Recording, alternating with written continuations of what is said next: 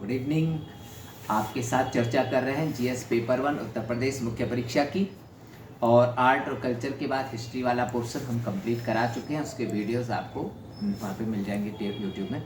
आज जो इसके बाद का टॉपिक है राज्यों का पुनर्गठन और भारत का एकीकरण, उस पर हम बात कर रहे हैं।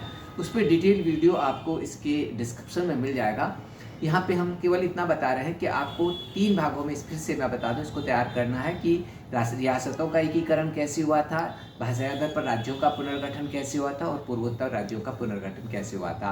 अब आज के प्रश्न, ये प्रश्न आपकी तैयारी का मूल्यांकन करने के लिए, यदि आप इन प्रश्नों को लिख रहे हैं तो यकीन मानिए आप बहुत अच्छे रैंक के साथ एग्जाम पास करने वाले हैं।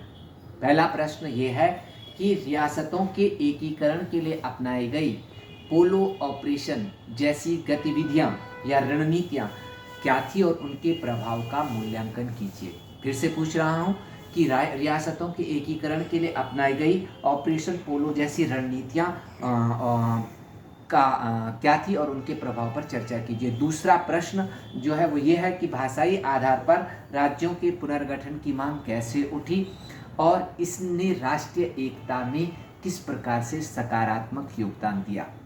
तीसरा प्रश्न जो है वो यह है कि आदिवासी क्षेत्रों और पूर्वोत्तर राज्यों के एकीकरण और विकास के लिए अपनाई गई जो रणनीतियां थी वो कितनी सार्थक रही और आज आप उनके परिणाम क्या पाते हैं, सार्थक परिणाम पाते हैं या आप मानते हैं कि ये रणनीति अपने उद्देश्य में सफल नहीं रही।